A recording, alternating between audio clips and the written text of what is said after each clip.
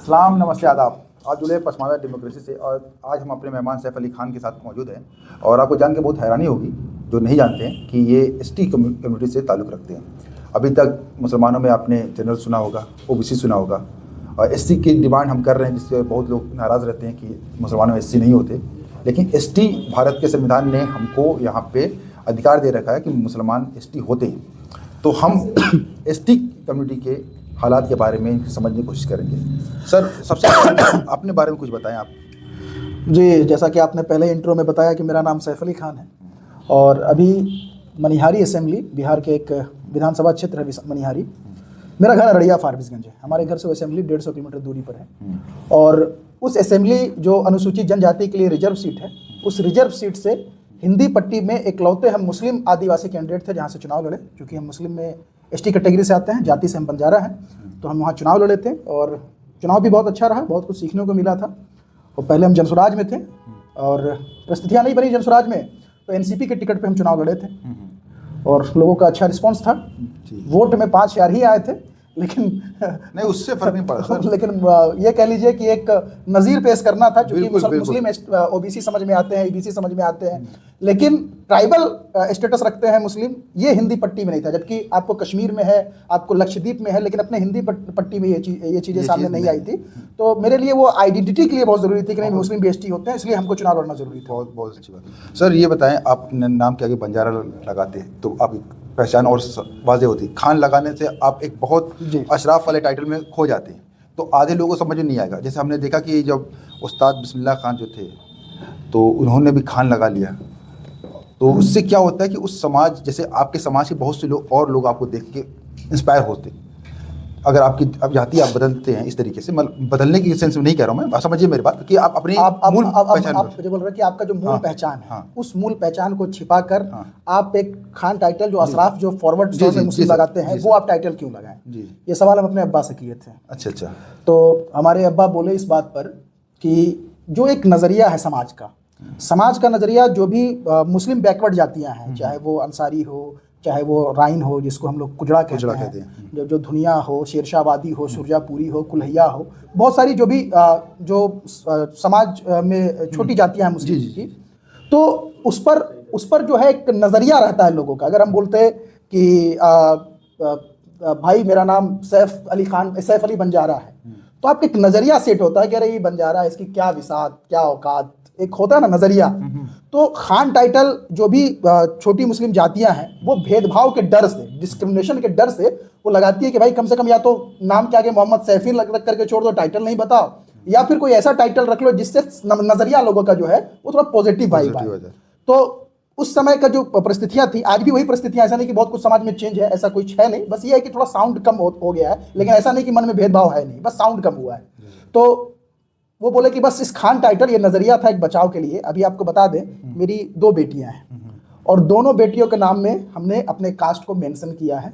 जैसे एक का नाम है सिफत खान बंजारा और दूसरी बेटी का नाम है इरम खान बंजारा। क्योंकि वो उस समय की परिस्थितियां थी, जो हमारे फादर, हमारे जो भी कबीले के लोग हैं, उन लोगों को लगा कि एक नज़रिए का बचाव है, भेदभाव का बचाव है, तो खान टाइटल रखा गया। लेकिन अब हमको लगता है कि नहीं, इसकी ज़रूरत नहीं है।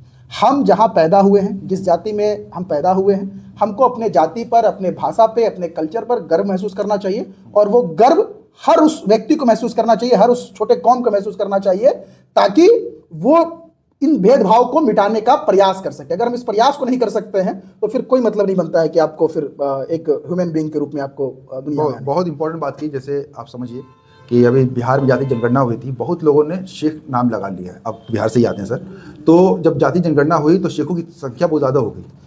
तो उसकी वजह यही है जो सर बता रहे हैं, सैफ अली भाई बता रहे हैं, कि कैसे जाति भेदभाव से बचने के लिए अशराफ टाइटल लगा लिया जाता है या अपने आप को भारतीय मूल से अलग विदेशी मूल का दिखाने की कोशिश की जाती है। सर, ये चुनाव में आप ये बताएं कि आपका अनुभव कैसा, अशराफ जातियों के प्रति कैसा रहा, या जो हिंदू सवर्ण जातियाँ उनका कैसा रहा? आपको इतने कम वोट मिले, आपने इसको कैसे एनालाइज किया? इसको देखिए, वोट जो है, मुझे लगता है कि आज की तारीख में जो सियासत है, चाहे बिहार की सियासत हो, चाहे देश की सियासत हो, मुस्लिम समाज, चाहे वो अशराफ हो चाहे अरजाल हो, उनका बस एक ही परसेप्शन है कि जो भाजपा को हराएगा हम उसके साथ हैं। उसके आगे कोई मुद्दा नहीं है। वो एजुकेशन सिस्टम कोलैप्स है, उसका कोई मतलब नहीं है। आपको करप्शन है, उससे कोई मतलब नहीं है। हमारे सीमांचल में बाढ़ कटाव है, उससे कोई मतलब नहीं है। भाजपा को जो हराएगा हम उसके साथ हैं। ये मुसलमानों का ये एक नज़रिया रहा है राजनीतिक दृष्टिकोण से। तो चूंकि मेरा घर वहाँ से 150 किलोमीटर दूरी पे था, चूंकि वो सीट ट्राइबल था, एसटी रिजर्व सीट था, तो मेरे दिमाग में चल रहा था कि जब हम रिजर्वेशन में आते हैं, हम एसटी हैं और मेरे अंदर वो राजनीतिक करने की क्षमता है, समाज को कुछ देने की क्षमता है, तो क्यों नहीं उस रिजर्वेशन का फायदा उठाया जाए। वहाँ के लोगों से कनेक्ट होते हैं, वहाँ के जो मुद्दे हैं उनसे कनेक्ट होते हैं, और हमने कनेक्ट होने का प्रयास भी किया था। लेकिन ये जो कहिएगा कि कोई खास करके किसी जाति विशेष का कुछ नजरिया था मुझे लेकर, मुझे ऐसा नहीं लगा था। चुनाव में बस यही था कि जो भाजपा को हराएगा हम उसके साथ हैं। लोगों को लगा कि सैफ को अगर वोट देंगे, अगर मुसलमानों का वोट बट गया तो भाजपा जीत जाएगी, इसलिए मेरा वोट का रेशियो कुछ होना था और हुआ कुछ। 5000 वोट फिर भी 150 किलोमीटर दूरी जाकर, जहाँ पे मेरे कोई रिश्तेदार नहीं, कोई जानने वाले नहीं, बावजूद इसके मिलते हैं, तो अपने आप में बहुत बड़ी बात थी। तो मेरी राजनीतिक शुरुआत है और हर मन से बड़े बड़े चैनलों ने, नेशनल चैनलों ने मेरे उस चुनाव को कवरेज किया था, क्योंकि बीइंग एसटी पहली बार कोई हिंदी पट्टी चुनाव लड़ रहे थे। तो मैंने उस वक्त भी कहा था कि जो पासमानदा मुसलमान है, चाहे वो राइन हो चाहे अंसारी हो, उन लोगों को भी जाति सूचक गालियां पड़ती है। आपको कुजड़ा कह के गाली दिया जाता है, आपको वहाँ एक शेरशाहवादी कम्युनिटी है उसको बदिया कह के जाति सूचक गालियां पड़ती है, और आपको अंसारी को जोल्हा कह के गालियां पड़ती है जाति सूचक।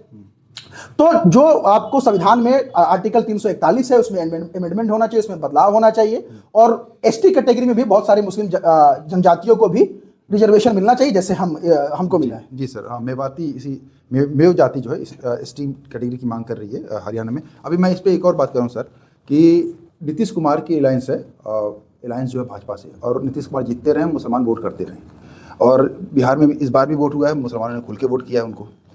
तो हमारे यहाँ एक नेता हैं हाजी निसार, तो वो जब चुनाव लड़ने के लिए खड़े हुए तो मुख्तार अंसारी थे उनके विरोध में, तो कहा गया कि तुम मुसलमान को हराने के लिए खड़े हुए हो।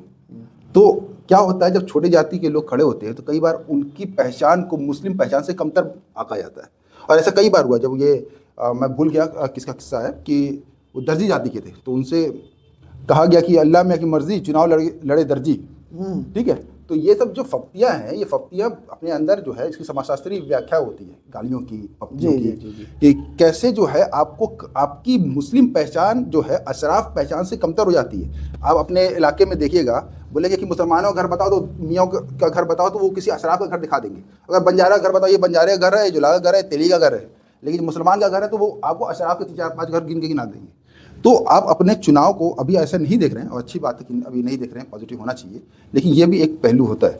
अच्छा, अब हम दूसरे ओर चलते हैं सर, कि आपकी अपनी जो कम्युनिटी है, बंजारा कम्युनिटी, उसका पेशा क्या है, उसकी समस्या क्या है, इस पर भी थोड़ा सा बताएं। जी देखिए, असल में सबसे ज़्यादा अगर रोजगार पे किसी का असर पड़ा है तो हमको लगता है कि वो खाना बदोश बंजारा कम्युनिटी पे लगा है। जैसे मान लीजिए, पहले क्या था कि लोग पहले सांप का, भालू का वो खेल तमाशा दिखा करके जो है अपना रोजगार जीवन यापन करते थे। वो एनिमल एक्ट आ गया, मतलब आप किसी जानवर को हरास नहीं कर सकते। तो आप कहीं भी आप सांप का नाच नहीं दिखा सकते हैं, आप भालू नचा नहीं सकते हैं, आप एनिमल एक्ट के आ जाते हैं।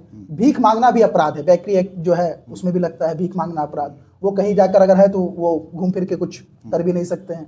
उसके बाद अब ज़्यादातर जो समस्या है, जैसे अब मान लीजिए बहुत सारे हमारी कम्युनिटी के लोग जो है वो जड़ी बूटी वगैरह का काम करते हैं, है ना। बहुत सारे हमारे कम्युनिटी के लोग जो है, आप कहीं सड़क किनारे देखिएगा, वो लोहा पीटने वाले काम करते हैं।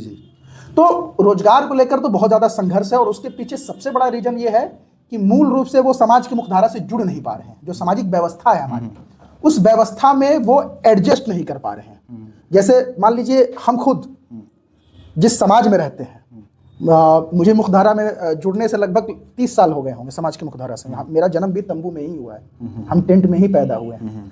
तो जिस समाज में हम हैं 30 साल से, हमको लगता है कि उस समाज को 30 साल लग गया है आज तक सही तरीके से अपनाने में कि चलो हमारे ही बीच के लोग हैं। तो ये थोड़ा संघर्ष है, और ठीक है, संघर्ष है तो क्या किया जा सकता है, संघर्ष किया जाएगा। असल में देखिए, अभी बॉलीवुड में देखिएगा क्या होता है ना, कि सर इसको रोमांटिसाइज कर दिया जाता है आपकी समस्याओं को, है ना। बंजारे के ऊपर कितनी पिक्चरें बन गई है, गाने होने, हम बंजारे हो, इश्क के मारे, इस तरीके के बड़े खूबसूरत लगते हैं। गुलजार साहब का गीत आपको याद होगा कि मुझको भी तरकीब सिखा दे मेरे यार जुलाहे, है ना। तो ये लोग समस्याओं को बेच देते हैं, आपके रोमांटिसाइज करके समस्याओं को बेच देते हैं, समस्याओं को दिखाना नहीं चाहते। जुल्हा बनना है गुलजार साहब को तो लूम लगवा लें, है ना, समझ में आ जाएगा कि जुल्हा बनना क्या होता है। ये लफाजी करने से कितना अंतर होता है कि जो रोटी रोजी की समस्या, अभी मंदा पड़ा है, खाने का पैसा नहीं है यहाँ पे हमारे शहर में। तो ये भी एक समस्या है जो अशराफ वर्ग का नज़रिया है आपको देखने का, क्योंकि एकेडेमिया में भी वही लोग हैं, जो हमारे बुद्धिजीवी वर्ग वही है, हमारे मदरसों में भी वही लोग हैं, हमारी सियासत में वही लोग हैं। तो जब वही लोग ये नज़रिया रखेंगे तो आपको अपनाएगा, मुख्य धारा में लाएगा कौन? मुख्य धारा होती क्या है? खाली 8-10 जातियों की ही धारा मुख्य धारा थोड़ा ना है ना। अब 15% लोग ही मुख्य धारा में आएंगे, बाकी 85% गायब हैं मुख्य धारा से। देखिए एक चीज़ आप समझिए भाई मेरे, कि इस्लाम और मुसलमान, इस देश का इस्लाम और मुसलमान दोनों हमको सिमिलर नहीं लगता है। इस्लाम कहती है कि भैया भेदभाव नहीं है, लेकिन हमारे यहाँ के जो मुसलमान हैं, खास करके जो आप बोल रहे हैं अशराफ और अर्जाल वाली बात, तो यहाँ बहुत ज़्यादा भेदभाव है।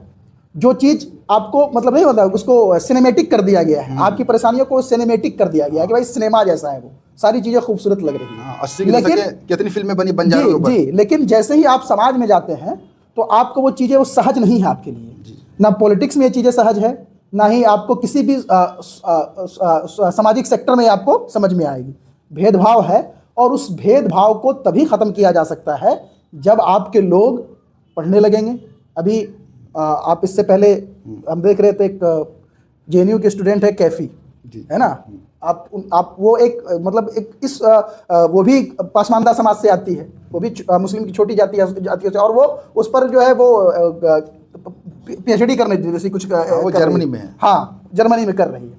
तो जब तक आपके बच्चे, हमारे समाज के लोग हर फील्ड में आगे नहीं बढ़ेंगे, उस लेवल तक नहीं पहुंचेंगे जहां अपनी तकलीफ, अपनी परेशानियों को एक समाज में दे सके, क्योंकि आपकी बात वो नहीं करेंगे।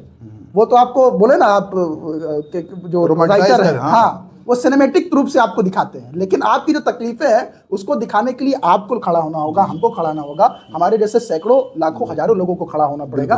तब हम अपनी चीज़ों को, जो हम तकलीफ में जी रहे हैं, हमको किस तरह की मुश्किलात का सामना अपने समाज में करना पड़ता है, उन चीज़ों को लेकर के जब सामने आएंगे तो हो सकता है कि चीज़ें बदले। बहुत बहुत शुक्रिया आपका, बहुत अच्छी हम बात की। और ये इनकी ये बात है, इस पर अफ्रीका में एक कहावत है कि जब तक शेर अपने गाथा नहीं लिखेगा, अपनी कहानी नहीं लिखेगा, तो शिकारी जो की नज़र से हमेशा देखा जाएगा। चलिए, बहुत बहुत शुक्रिया भाई, बहुत बहुत शुक्रिया।